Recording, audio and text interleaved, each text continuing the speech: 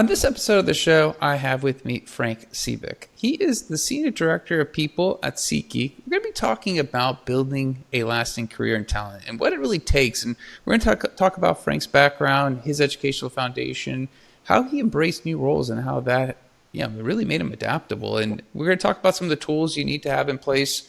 We're also going to talk about dealing with downturns. I think a lot of times, once we see a downturn, people do leave the industry. We're going to ask Frank how he's made it through a couple of downturns and what he sees as some good things to know when you are in those downturns and how to kind of ride them out. Frank, thanks for taking the time. Yeah, happy to be here. I'm sure a lot of people have heard of SeatGeek, but it'd be great if you could tell everyone what you guys do.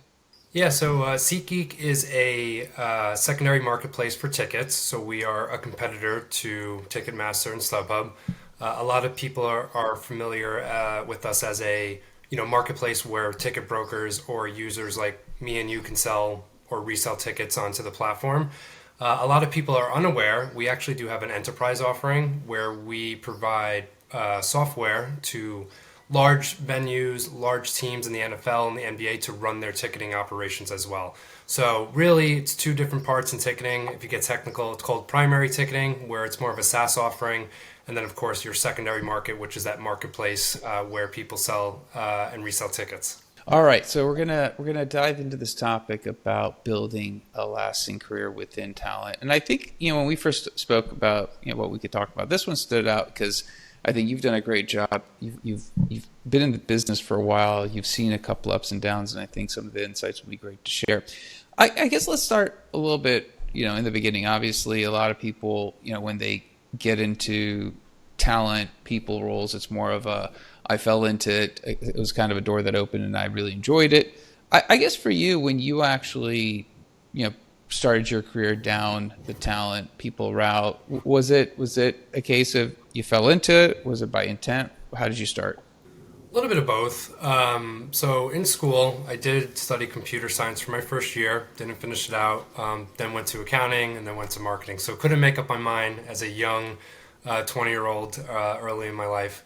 But when I did come out of school, I had the opportunity to work for a nonprofit organization, and I was a development officer. So essentially raising funds and running financial campaigns to, gain, donors to donate to the program.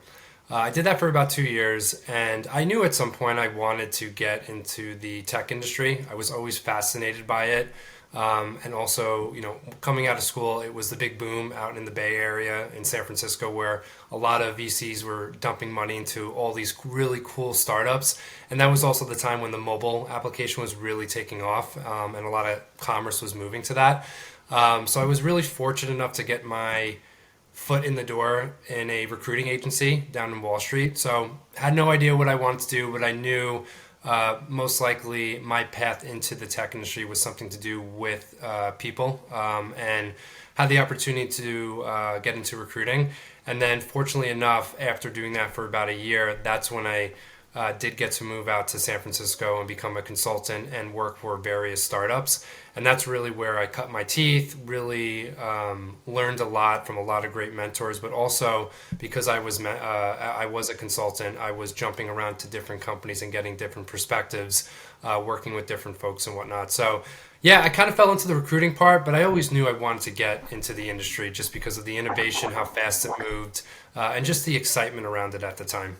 I like that a lot. I think I relate to you because I actually did not know what I wanted to do in undergrad. I did move around.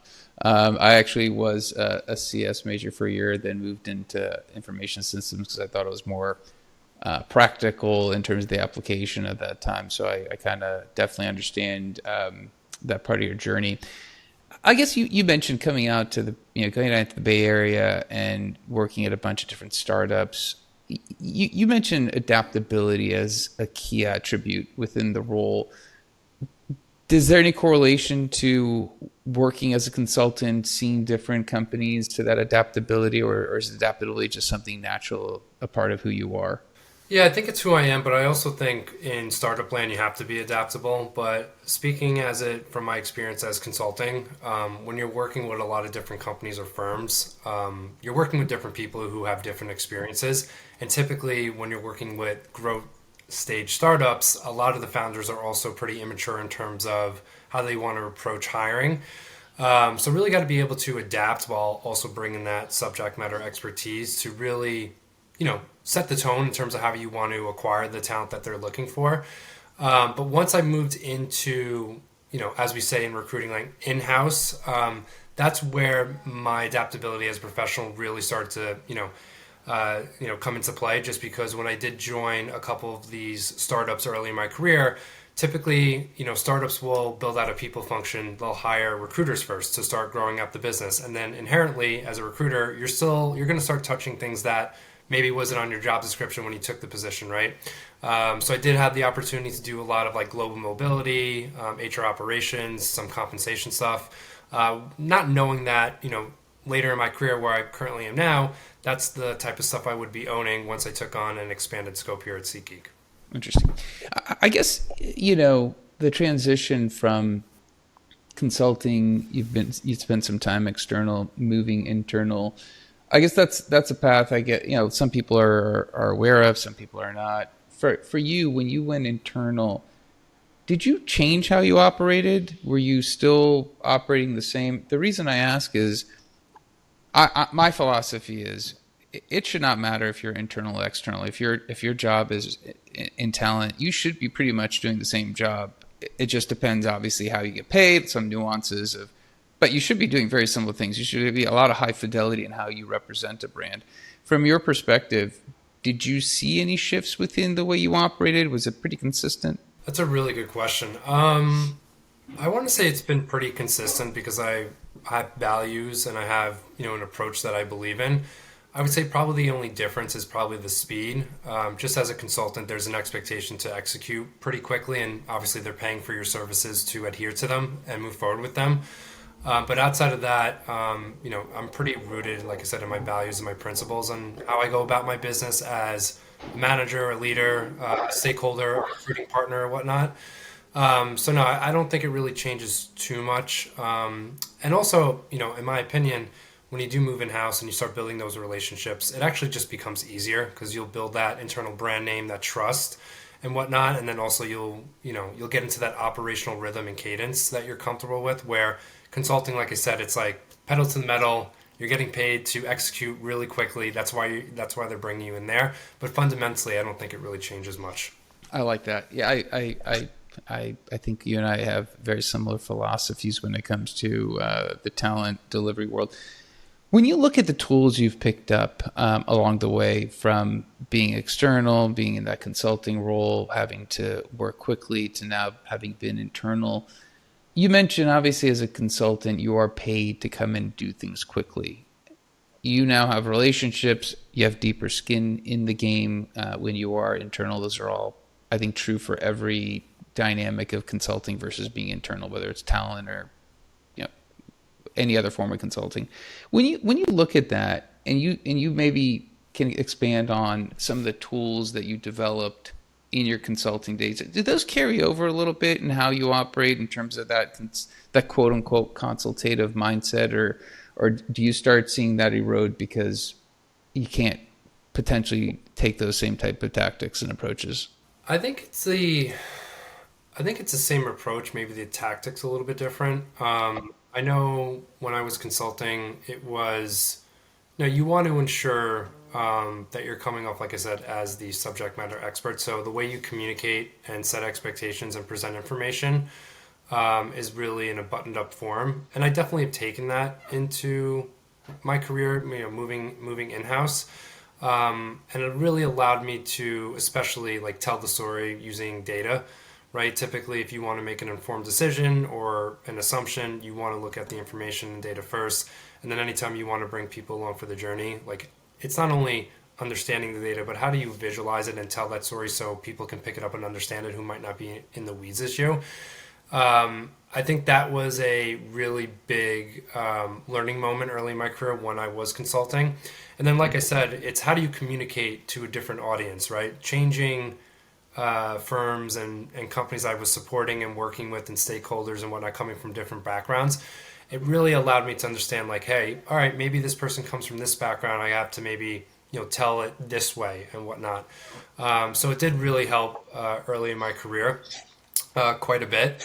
And then I think also, just being a consultant, then moving in house in the tech industry, like velocity is key. No matter where you work, there's going to be change. And typically in our industry, the mentality is, create it, ship it, break it, reiterate, ship it again type of deal, like a developer's approach. So just being able to handle the pressure and the speed at which change comes and being able to adapt. But yeah, I wouldn't change anything about my career path because I felt like I did learn a lot consulting early in my career just because of the opportunity to work with so many different people in different types of settings. I love it. It's the more we talk and the more I listen. I never worked in an official TA role. I actually was in technology consulting. And I kind of firmly believe if you're in consulting, it really doesn't matter what the end product is. Obviously, you have to learn about what you have to deliver. That's one thing. But that listening part, I think, it transcends. I think it's a very transferable skill. I guess when it comes to your listening skills and those transferable, those intangibles, where from this consulting days to the internal, especially working with, you guys are essentially a technology company working with technical resources, technical stakeholders. Maybe talk a little bit about that relationship. And you, obviously you had interest in computer science. You wanted to get in tech, so those are all interesting parallels to where you ended up being. That relationship with the stakeholders and having that transferable listening skill. Talk about how much of an advantage that is, or what you've learned through your time. Yeah. So my advice I always give to recruiters or when I'm interviewing them to join my team, I really want them to understand business context, or if they're a tech recruiter, like be nerding out on technology, speaking that same language, because going back to the trust part, in order to build that relationship, you kind of have to know what you're talking about, right? In terms of bringing that credibility to the table. And I think a big part of it is listening and learning, right? And asking the appropriate questions to gather that information. I don't do as much hands-on recruiting these days, unfortunately, but early in my career, I was on TechCrunch, I was on YC, reading everything that was coming out, reading about new frameworks that was launching. So, when I was making the assessment on a phone screen, talking to a recruiter, I understand what they're working on, but also when I was talking to the CPO or whatever CTO or whatever head stakeholder that was running the engineering organization, I brought that credibility and understanding the type of talent they wanted.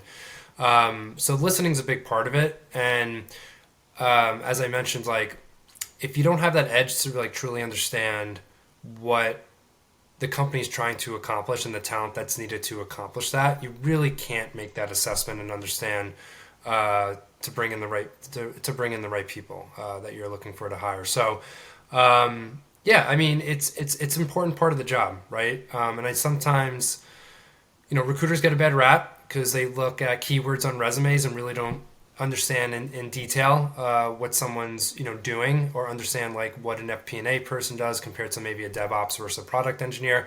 It's really important, and that's a big part to hone to become like a skillful recruiter. I love how you mentioned the business context. And I actually want to move to talking about downturns and surviving them, but maybe last question around your career a little bit in the business context. When you look at value, right? And I think every industry, everyone talks about value. I think in software engineering, the value is easy to see. It's the code shipping. There's other metrics around it. It's very clear cut. In a position on the talent team where it's matrixed and you're actually responsible potentially for other people's decisions, right? You can't actually pull the trigger on a hire, but you're really on the hook for the hire as a part of the metrics for some organizations. Yeah. Business value is hard to show in that case because you are being judged on things out of your control potentially. When you look at that understanding business context you referred to and understanding the value you provide, how does someone in talent optimize for that? Ooh, loaded and a little good bit question. loaded, but I think you have an answer here I'm going to like. So I would say this: you are correct. At the end of the day, it's not the recruiter making the final decision, right? but it is in good conscience that the recruiter is putting their best foot forward in terms of who they're introducing into the pipeline. And, you know, depending on the position and the type of talent you're looking for, in an interview setting, that talent might not tell the best story about their background. The interview might be set up as more of a hard skill assessment, so there isn't really getting an understanding of the value that that person can bring. So I really think it's important for the recruiter when they're making that introduction of that candidate into the business to tell that story and say what that type of value that they bring, right? I'll give a perfect example. Here at SeatGeek, about 3 or 4 years ago, we started a big migration from .NET to .NET Core. So that's an engineering framework for our Windows application for our enterprise software. And it was a big initiative and it was a big undertaking because it was a big legacy application that we wanted to move to .NET Core, which had a lot more functionality, which would allow us to bring more value to the product for our clients. And I remember we were having a really tough time identifying that type of talent that was working with this type of framework because typically our go-to-market strategy for developers was we didn't care what language you worked in as long as you were smart and had good principles and can develop a web application and had a good product sense, you would pick up a language or framework. But since it was so nuanced and far removed from your traditional operating systems that developers worked in, we had a hard time identifying where these people were. And typically, we really care about bringing in people from startup technology firms that have a recognizable brand name because we perceive their talent bar to be high, or we know that they fit that generalist mode where they can plug and play and work all over the application, the web app. So what I'm trying to say is here, since Windows is a perceived legacy application, a lot of people don't use it. We were bringing in folks from companies you never heard of. So it was our story to tell all the cool stuff that these folks, these developers were working on, these companies you never heard of, and really making sure we're highlighting the impact that they're bringing to their organization that's transferable here. So, if we weren't doing that, the hiring manager right off the bat would have been like, I never heard of this company. What are they working on? What's the talent bar type of deal? So us as recruiters, we brought that value to really highlight hopefully, the edge they're going to bring to the team and the need that they're going to bring to the team. Of course, you still need to do the assessment to make sure they have the technical chops to do it, but just getting them in the door where maybe about a year ago when we weren't thinking that way and the recruiter wasn't educating the hiring manager, we might have missed on a great candidate because of that. So I think that's a perfect example to really highlight the value someone can bring. And that's the recruiter, like I said, knowing business context, having the technical acumen as a tech recruiter, and also really just understanding the market, right? Where it's not the hiring manager's job to really dive deep into what companies are working on what, who pays what, or who's got a high talent bar. So I think that's a prime example of how we can leverage what we do for a living and really promote people that we introduce into the pipeline. By the way, you answered the question fantastically well, and I appreciate the example. So I love that. I love the value and the way you framed it. I do want to pivot and ask you about Downturns because I know that was a big component of the discussion. I want to make sure the audience gets to hear that. Otherwise, we probably could go down the original path. But you've been in the industry for a while. You've seen the ups and downs. Something I've noticed from not having a TA background like yours, mine was trial by fire because I started a company in the space, and my only thing was let's just not recruit people how I didn't like to be recruited. So I don't have some of the luxuries that you have. I've different experiences to draw from. You've been in this industry for enough time to have seen the ups and downs. People leave, and I get why, because if you can't find a job, you have to pay bills. You have to leave. So I understand that. But there might be a component to this job within people and talent that people don't view it as I can have a 20-year career in it. It is just a job, and if it doesn't work out, I can go get another job. Is that a fair stigma? Or is it something that is just seeing some of the anomalies and maybe misunderstanding what the inference is there? Yeah. So it's been a wild 7 years if you're recruiting or talent acquisition. Like you said, there's, 7 years ago, people were dumping money into companies everyone was hiring. The expectation on Wall Street is we don't care if you're profitable, just keep on getting more users or growing revenue. Then you have the pandemic, And then coming out of the pandemic, it was once again everyone was making money and hiring again. And then now for the past 2 years, we're in a little bit of a lull. I will say because of the big swings, I do believe the market was saturated with a lot of talent acquisition professionals, and people who are looking for jobs are having a hard time, especially with the market right now. With that being said, I always do think it's going to rebound. There are ebbs and flows in the market pertaining to hiring. And also, it also depends on whose office, the tax breaks you're going to get from a corporate standpoint, less taxes, bigger OpEx, personal spend. But with all that being said, why I love recruiting is going back to what I said. If you have the opportunity to work at an early stage tech firm, leverage that as an opportunity to start, raising your hand. Oh, I'll own that from an operational standpoint. Oh, I'll do some compensation work. And also, step up to the opportunity to, learn that craft and make an impact for the organization.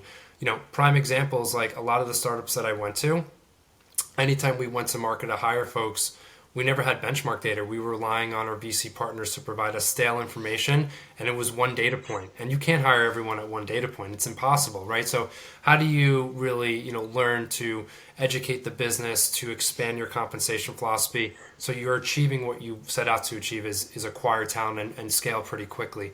So while I do think it can be rough, and I do think the market is saturated at times with how many TA professionals there are, with how many opportunities, take the opportunity to expand your toolkit and continue to learn. And kind of going back to business context, like I was saying, even when the market's right or you're a recruiter in this big organization, you're going to become a good recruiter if you have context of like, okay, I get what the comp bands are, but how did we get there? What do we benchmark against? Why are we benchmarking like that? Is it because we're competing against X, Y, and Z? Or from a operational system standpoint, if you are working with your recruiting operations team to pull information and data to tell that story, do you understand how if you enter data point A in system one, how it puts out in system two data point B? Like what's the connection there, right? Really becoming a savant in terms of like how everything operates around you, so you can leverage the tools, leverage the players in front of you. So yeah, I mean, take the opportunity. Like I said, it's going to be hard for us. Ebbs and flows in the market. It's been happening since the first .com boom. It's been up, it's been down, and whatnot. But yeah, it's definitely been an interesting, 7 years, especially with the pandemic in the middle of it. Yeah, I mean, absolutely. And it's hard because when you do have the oversaturation, there just aren't enough jobs. And I get why people leave. Like it's not, I don't think it's a mystery there to understand. You mentioned business context early on, and you just mentioned it now to the downturn. Is there a correlation between longevity within talent in that business context? Because it sounds like obviously just hearing you speak for the last, however long we've been recording, you're very strategic in your mindset, how you view it. You come to the table with solutions outside of that are talent, but outside of the impact of where talent sits. Is that part of the core of what you need for a long career in talent, that business understanding? I think it's in anything you do, right? Just because, I never really worked in a place where there was a lot of red tape. So the expectation was like, if there's a problem, go fix it or execute against it, right? And I think in order to do that, you have to have adaptability and you have to be able to problem solve. And in order to do that, you need to know what's around you. So knowing the business, knowing the tools, like I said, knowing the players. So I think any profession, and if you want to be successful and move up in your career, like you just have to know your settings, your surroundings. I'm sorry, and how to leverage everything. And I promise you, senior leaders that I worked with, and even myself becoming a senior leader, we value adaptability. We value people who push through and figure out how to get the job done. Right? It's one of the key assessments that I always look at when I'm interviewing someone for my team, when I'm doing a performance review. And in my opinion, and based on my personal experience from what I've seen from others, if you have that context on how things work, what the business is trying to achieve, knowing how to leverage that, it allows you to do that. So recruiting or not, I think it's just a core competency that you should really dive into and lean into. Awesome. Frank, I appreciate the time. Thanks for coming on. Thanks for sharing. If somebody wants to follow up with you on anything you've mentioned, what's a good way of connecting with you? Yeah, you can reach out to my LinkedIn, drop me a message. I try to be as active as I can, so if I don't get to you right away, I totally apologize. But I'm always looking to nerd out on topics, anything in people, recruiting, HR tech. So yeah, feel free to reach out. Awesome, man. Thanks again. Thanks for being on the show. Of course, thank you for having me. Absolutely. All right. That's the end of this episode. Be back again. Different guest, different topic. Until then, two things. One, I think Frank walked us through, first of all, his background and what shaped his career to this date. He talked about some of the consulting roles, transitioning internally, talked about, that business contact that's super important, obviously, across the board, and a little bit about how to insulate yourself around some of these downturns. And I think it's great advice. Share this episode with somebody else who might find value in it. Also, like, subscribe, comment. Let me know how you guys like the show. Until next time, thank you and goodbye.